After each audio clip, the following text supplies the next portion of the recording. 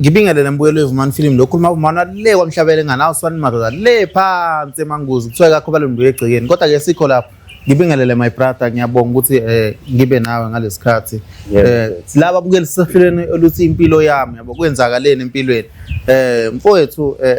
ngiyakubona uyibhungu la kwethu uyigazi la kwethu ungakutshela mina mfowethu utshela ababukeli ukuthi kwenzakaleni uphilaphi uhlalaphi kanjani empilweni wenzani nje ulandisa ababukeli. Okay, hayi shuthi mfowethu ngokuhlala ngwale eMpumalanga province yabo kwathi mangiqeda ukwenza standard 10 ngo2012 2013 ngathatha isinqumo sokuthi ngize ngala eThekwini ngesimo sokuzama impilo njengamatoho kanje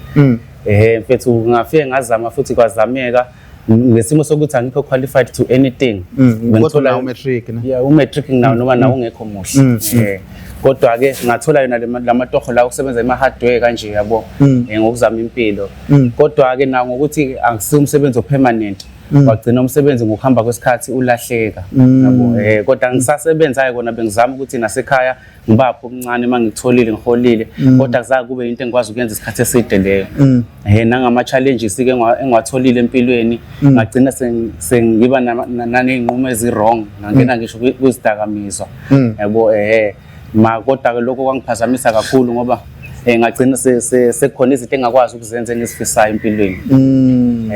ngabe mhlambe bakhona abanye abantu abasekhaya umama abazali osisi obhuti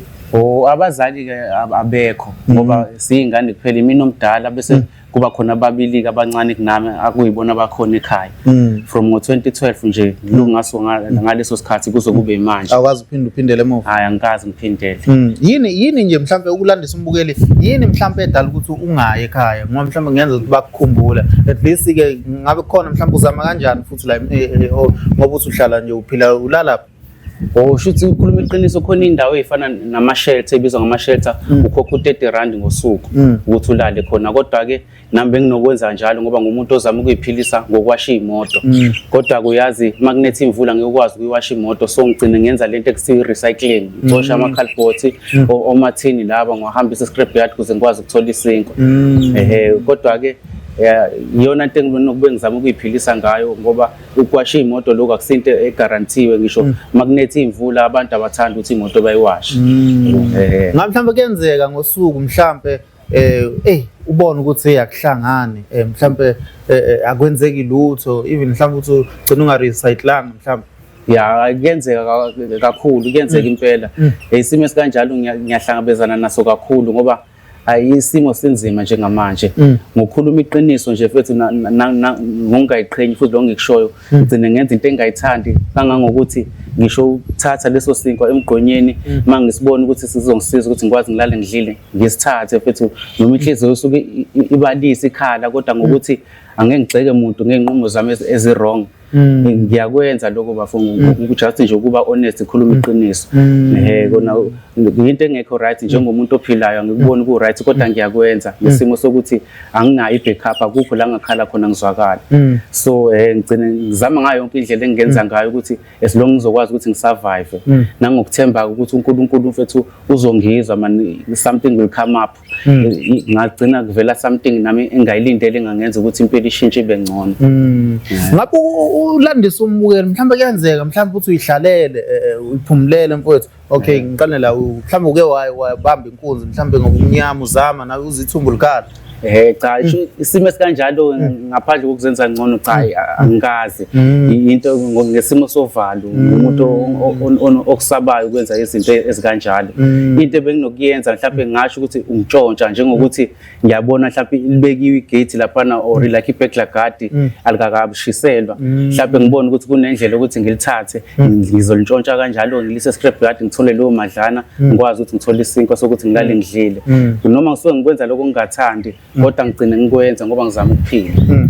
mbukele weVumani Film isisasikweleddwa niyazi ukuthi usizile ungakanani mhlambe akukaza kwenza ukuthi uyihlalele uyiphumulele njengoba usho mfowethu uthi awukazi bamba umuntu inkunzi nje izinto ezibhedayo awuzenzi kakhulu akazi kwenza mhlambe uthi uyiphumulele nje kuvele kufika iphoyisa lizokuharasa kuyenzeka kakhulu njengomuntu ogaxelile kuzidakamizwa kuyenzeka kakhulu amaphoyisa ngoba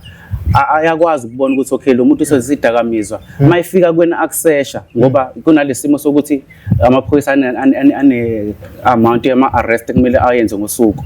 so agcine seshoda ngama arrest ngalendlela ukuthi they go for the week thina njengathi abantu abahlala emgaqweni ithina vela ama target ngoba mayishoda ngama arrest uzowenza short wathotha kuthina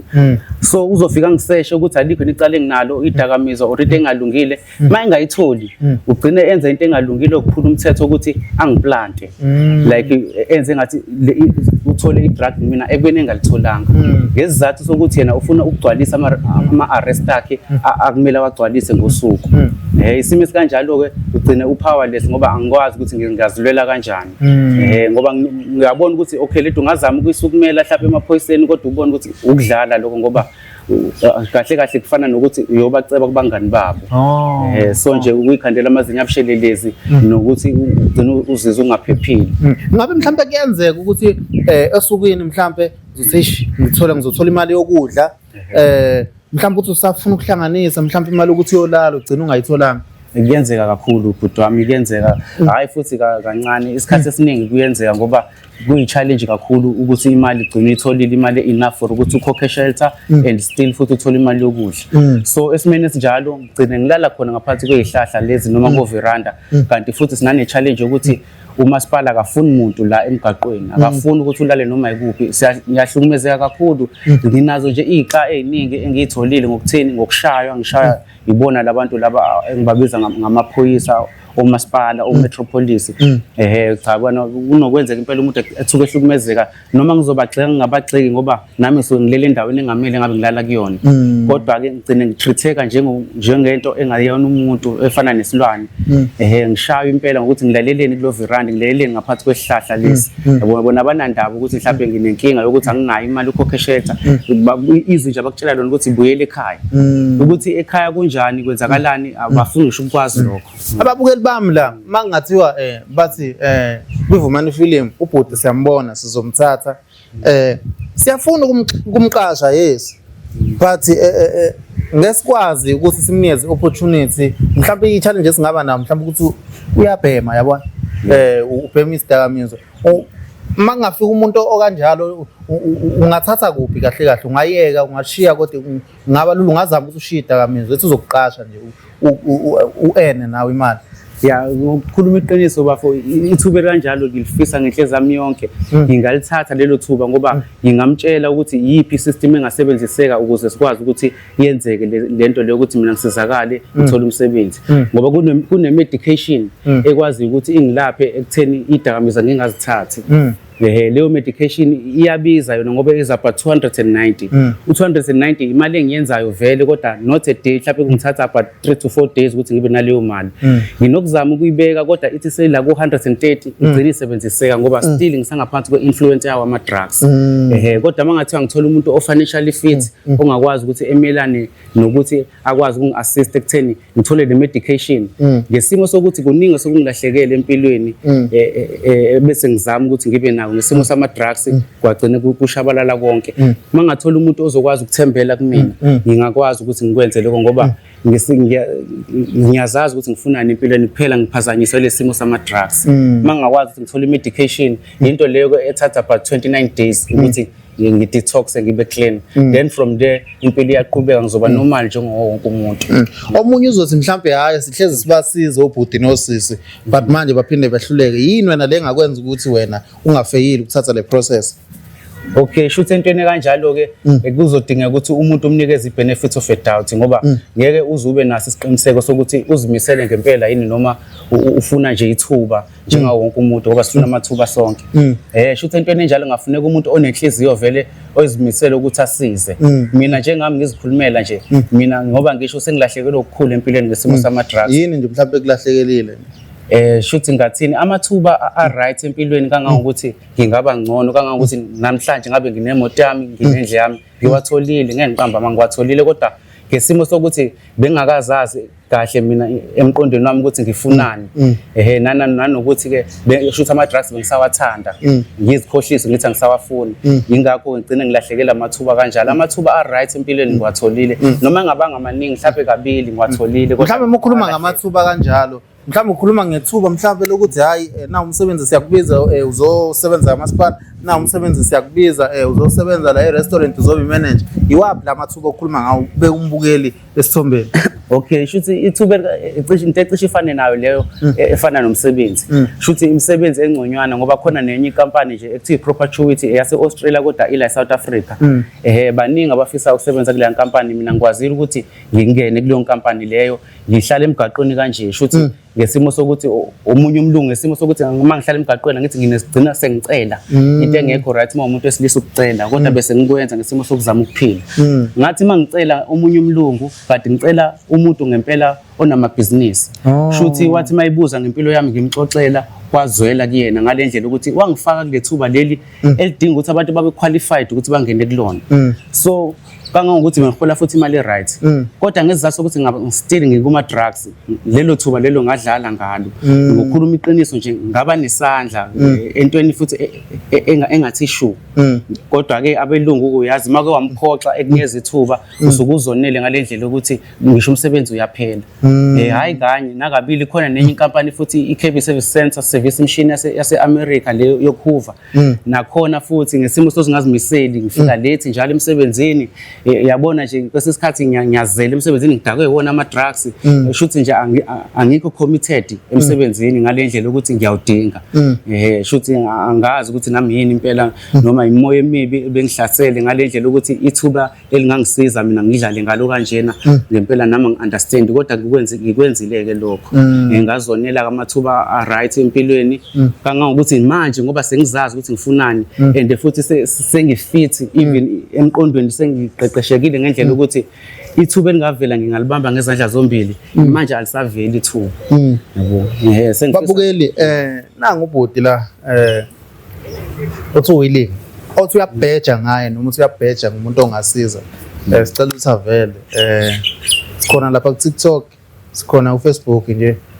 usendela imessage laphana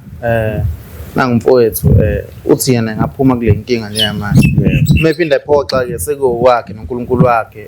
uyabona hayi kunjalo butwami ngempela ongaba nayo inhliziyo yokusiza ngiyathembisa phambi kwaNkulunkulu ngeke azasisonde ngiyafisa impela ukulithola ithuba elingangilekelela ekutheni impilo yami ibe ngcono ngoba ngempela isikhathi sihamba sengikhulile ngimdala ngina 38 years manje. Ngabe mhlawumbe ingane nazo cha anginazo awazi ube nazo ingane sekwake kwangacishe ngaba nayo yalimala into ekuthiwa miscarriage. Ngabe xa kusenombukeli nje la emgwaqeni mhlawumbe ngabe niphila kanjani sazi ukuthi umuntu owesilisa nomuntu wesifazana unezidingo zenyama mhlawumbe nibuye nithole kumele yabona ukuthi uyithole nomuntu wesifazana ngabe nenze njani kule nto kanjani isimo esikanjalo ngesizathu sokuthi singabantu sisiyafika bhuti wami mina nje ukuzikhulumela mina isimo esikanjalo mangabe singihlasele ngoba ngumuntu okhule vele eqaqekile ngisho osisi laba ngingabanqeni so manje ngoba sengishayekile empilweni still ngiyayidinga lento lena ebengiyithola ngisase right esimene esinjalo nginokuyisiza ngokuthi mina wena bafo ngiye kulosisi laba abadayisayo bathi pheceleza ama prostitute as much as ngingayiqhenyi ngalokho kodwa ngokukhuluma iqiniso nginokugcina ngisiza kanjalo ngoba phela ngaze ngilamulele isidudla somoya ngempela nginokugcina ngisiza kanjalo bhuti wami isitudla somoya siyalamulelana phela mangabe ungalenzi plan ngiyakuzwa kababa ngiyakuzwa mhlawumbe akaze kwenzeke lapho ufika mhlawumbe kuyimalini angifuni sisho ukuthi kuphi la around neDurban ngabe mhlawumbe kuyimalini okay ushuthi isimo esinjalo ufika nje wena mhlawumbe for sure uyi customer yabo eliqavile ushuthi bafo ukucacisa nje bahlukene nabosisi khona osisi ababhema ama drugs njengathi khona osisi abangawabhemi ama price awafani osisi ababhema njengathi ba cheap kuya negotiate kahle kahle ngoba ungathenga ngisho sona lesibhemo lesi sisibhemayo umbone ukuthi umnikeze or nisishare bese kuba njalo kanti laba bangabhemi bavamise ukubiza kubo 150 yona eyodwa round kodwa ke ngesimo sokuthi usukufuna ukusizakala imali mayikhona uyayikhipha njengami nje benginoyikhipha imali ngiqamba manga mhlambe akukaze kwenzeka ukuthi musu uyothenga lapha na my brother mhlambe gcine sekuthanda athi hayi ngicela ubuye njalo akekho umuntu ongirokhe njengawe okangirokhe njengawe kunokwenzeka isimo esikanjalo kodwa ungabi nesiqiniseko sokuthi uyamaketheka noma ngempela uqinisele usisi nangesimo samahloni ke kuba into ongayilandeli ngabe mhlawumbe ube kumbukeli ngeke ngahamba lapha kwenye indawo ngase Victoria Embankment khona indawo kade iyihlathi babe nje bavele bengena emakhathonini ngabe nina mhlawumbe nenza kanjani mhlawumbe khona iroom okay njoba ngishilo bhuti wami ukuthi la osisi abafana le nhlobo le ebhemayo ku-influence ama-drugs njengami cha nje ekhathonini siyangena ngisho ehlathini nje eliquiet elingenamuntu siyakwazi ukuthi siqalaze ukuthi awekho nabantu abakhona sibe busy fast ngale ndlela ukuthi sizakale sikhokhelane leyo mali sithembisane ngayo noma sikhokhelane lelo drugs bese kuyaphela kodwa ke labo sisi laba ngathi bona ababangconywana bayageza bahlala endlini cha kunokuba nokuqashwa iroom njengoba ngisho ukuthi kunendawo efana nama-shelter kunokuba u-90 hour kunokukhokha loyo 90 loyo kodwa kusuke ubheke wena njengomuntu wesilisa ngoba wena ufuna ukuyithola ngithi manje nasebenzisa ijazi kuyaphoqa bafana noma kunokwenzeka ke iphutha kwesinye isikhathi dependa ukuthi nawe usukulangazelela kangakanani kunokwenzeka gcina iqhuma lento igcina isiphandla kodwa ke nje isikhathi esiningi uyaqikelela ukuthi ijazi ulisebenzise manje awusho bafo awucabanga ukuthi ekhaya mhlambe bakudinga ekhaya mfethu nje ukukhuluma iqiniso ngingedwa ngize ngikhale ngisho ukukhala empela esinye isikhathi nginokucabanga ukuthi bayangidinga as much as bangangidingeli ukutheni cha ukwazi nje ukuthi ngikhona ngiyaphila ngoba sesiside isikhathi ngabagcina nginokucabanga impela ukuthi banako ukungikhumbula nokufisa ngathi ngaba khona kodwa ngesizathu sokuthi mina ke njengoba kuyimina omdala nje ekhaya sibathathu bese ubosisi wami nobhuti wami nginokubuka ukuthi ngisho ngingaya ekhaya kodwa ke angithandi ukuthi ngiye ekhaya ngiyoba yindleko zeingane yabo at least ngathi mangifikile at least kudliwe isinkwa esithengwe yimina ngalolo suku just for lo 3 days mhlawumbe noma lelo viki ngikhona kudliwe nje izinto ezithengwe yimina nokuba nesifiso esikanjalo ngesimo sokuthi ke umsebenzi awukho nemali angiyitholi ngobuningi bayo ngigcine indaba yokuthi ngiye ekhaya kube into engiyideletayo emqondweni wami ngalendlela ukuthi ayibi kwi-list ezinto engizozenza nginesifiso kakhulu kodwa ngesimo sokungabi financially fit for ukuthi ngibhekane naleso simo ngigcine kuyinto engingayibeki emqondweni ngiyakuzwa my brother ngoba ngiyabona uyamazi uNkulunkulu but ke bafowethu ufuna ukufaka something nanga umfowethu la ngiyamazi mina ukuthi ungakephi ilocation othi ngihamba nami siyombheka ngikhona mhlambe khona angakushintsha ngikhona mfowethu ngiyabonga kakhulu ngesikhathi sakho my brother owamukelekile uNkulunkulu abusise bhuti wami ngiyakuhlonipha kakhulu ukuthatha isikhathi sakho sokuthi ungibuze yonke lemibuzo ongibuze yona ngoba kumina iyangimotivate ngenye indlela yokuthi ngibe nethemba lokuthi empilweni ngisangenza okungcono ukuthi ngishintshe ngibe right ngoba ngempela ngiyayiphila lempilo engiphilayo kodwa angiyithandi mina khona engibaziyo mina ababukeli abashintsha kade sebephila yona bafu impilo wena awukabi ngizothini sokusho nje awukabi nje like yonke into hayi kusimashe like amasha sengavuka ube muhle kabi ngempela futhi yabo ngiyakutshela mina yabo ngiyakutshela so ngiyathemba kanjalo isibindi yabo yebo so isibindi bhuti wami sikhona ngesimo sokuthi le drug engisebenzisayo mangabe uzovela uliyeke nje ngokuyitshela uyasafarisha ngalendlela ukuthi ama pain amalungu omzimba ngeke uzokwazi ukuyibekezelela lento kangangokuthi abanye bayafa if uzofuna ukuthi uyiyeke lento without medication so kuyaphoqa ukuthi medication uyithole ukuze uavoid yonke inhlungu lezi oba nazo ngoba manje le drugs le ngisebenzisayo ngisho ukuthi linemimoya emibi kuthiwa yini drugs yiwunga baba yiwunga shuthi ngathini noma ulekelela ngemithi le medication ngibuke ngathi ungaphinda ulekelele spiritually futhi ngokuthi uyisondeze noNkulunkulu ngoba ungaliyeka wena ngemithi kodwa imimoya emibi still izoloku ikhona engqondweni limalini le drugs lona liyabiza lo 40 rand lo 40 rand into encane njengathi shu mhlawumbe ngisho iPanado inkulu bafu mhlawumbe wafe Panado mhlawumbe wafe philisi lePanado into ngempela kwenza ukuthi uyibone isiphukuphuku kodwa ngesimo sokuthi ugaxele ugcina usebenzisa so ngoba semgwaqeni awazibulala umuntu mhlawumbe ke wazama ukuthi akunyazise ulele endaweni yami hayi shuthi bafu ngenhlanhla akaze kwenzeke bona noma cishe kwenzeke kwesinye isikhathi ngoba phela inhliziyo ayiphakela umuntu unokuhlukumezeka njengami ngoba ngumuntu ophansi ngokuthatheka kancane ngalendlela ukuthi ngcine ngithatheleka ngisho izinto zami engizizamayo kodwa ke ngokuthi futhi kwelinye iside nje ngumntwana kaNkulunkulu nokuyiduduza ngalokho ukuthi hayi kulungile man angikaze ngibe nesimo sokuthi ngaze ngibulala umuntu or ngimlimaza umuntu hayi cha kwazi kwenzeke. Hayi no my brother ngiyabonga kakhulu babukele esecela ongaba nesandla willing ngiyamazi umfowethu singamthola ngakuyiphi location around Durban yabona ongaba nelophuza siyabonga babukele mfowethu ngiyabonga kakhulu ngesikhathi sakho ngifisela konke okuhle. Ngiyabonga futhi ngiyabonga kakhulu ngathi nakwabanye ngibafumani yazi just ukwazisa ababukeli ngoba sineyinhliziyo ezingafani singabantu ngakhona umuntu othintekayo ngendlela yokuthi ebe nalo usizo noma indlela yokulekelela ekutheni impilo yomunye umuntu ishintshe ngoba ngempela uma usiza omunye umuntu kahle yebo ngiyasizakala mina ongisizayo kodwa kahle usukuzisiza wena nge-understanding mina enginayo so ngizama ukusho ukuthi onesifiso noma onawo amandla okusiza engacabangi kabili amsize umunye umuntu nami ngakuthanda ukuthola usizo makuthi khona umunye umuntu ongakuthanda ukungisiza nalabo futhi abadinga usizo ngiyabafisela ukuhle nabo ukuthi uNkulunkulu alekelele mina angenelele kuzo zonke lezi zimo esibhekene nazo. Ngiyabonga nawe bafuna umsebenzi wakho. Siyabonga. All right.